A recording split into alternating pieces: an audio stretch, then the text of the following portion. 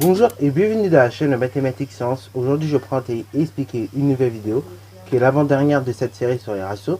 Et dans cette vidéo là, nous allons tout simplement voir comment on peut partager selon un ratio. Ok, donc là un ratio de deux nombres et après on verra avec les ratios de trois nombres. Ok, donc déjà on va rappeler quelques petits éléments pour faire des partages selon un ratio. Ok, et après nous allons voir un énoncé concret pour voir comment on peut l'appliquer.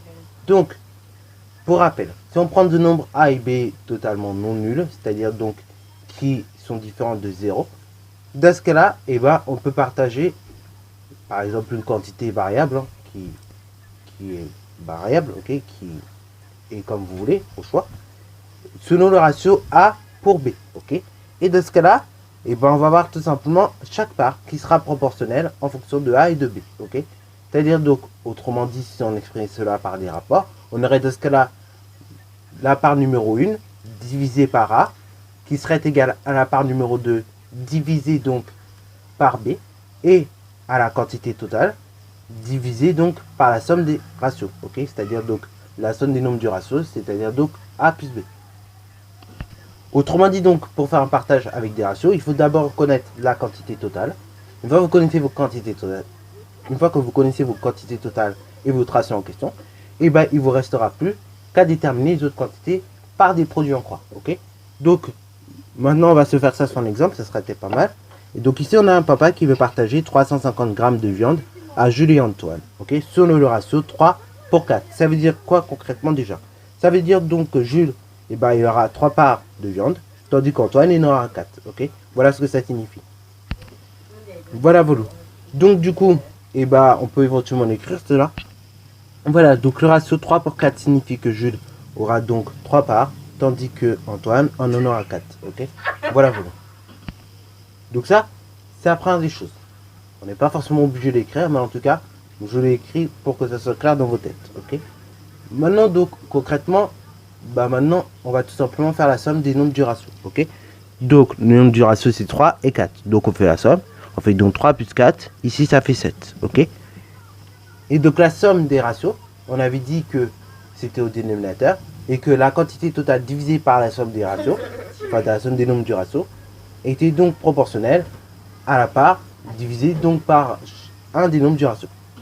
Autrement dit, donc, dans mon cas là, ça veut dire quoi? Ça veut dire donc que la part totale des 350, ce qui veut dire donc les 350 grammes de viande, divisé par la somme des nombres du ratio, donc 7, est égale tout simplement à la quantité qu'aura Jules divisé par 3, ce qui est lui-même égal à la quantité qu'aura Antoine divisé par 4.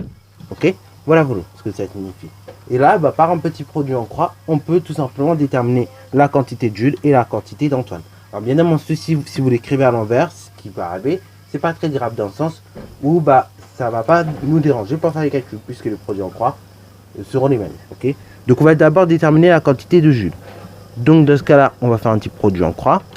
Ce qui veut dire donc on va multiplier dans la diagonale puis diviser sur la colonne. Donc 350 multiplié par 3. Et ensuite ceci, on va tout simplement le diviser par 7. Donc 350 fois 3, 1050. Et après on divise donc par 7. Ça fait donc 150. Ok. De ce cas-là, Jules aura 150 grammes de viande. Bon, ensuite donc on va déterminer la quantité de viande qu'aura Antoine. Donc Antoine, pareil, on va faire un petit produit en croix. Donc un petit conseil quand vous faites vos produits en croix, toujours se servir du quotient où on connaît le plus de valeur, ok. Donc du quotient de base. Comme ça au moins, si vous avez fait une erreur ici, vous la refaites pas ici, ok. Donc toujours se servir de ce quotient là, ok. Du quotient on connaît toutes les valeurs. Comme ça au moins, vous n'allez pas vous tromper. Donc on va multiplier la diagonale. On va donc faire 350 fois 4, ok. Et ceci, on va diviser par 7. Alors, 350 multiplié par 4, ça fait tout simplement 1400. Divisé par 7, ça fait donc 200. Donc ça veut dire quoi? Ça veut dire qu'Antoine, lui, aura 200 grammes de viande. Et voilà, donc c'est la fin de cette petite vidéo. J'espère qu'elle t'aura plu. N'hésite d'ailleurs pas à la liker, à commenter et bonne réussite à toi en mathématiques et en sciences.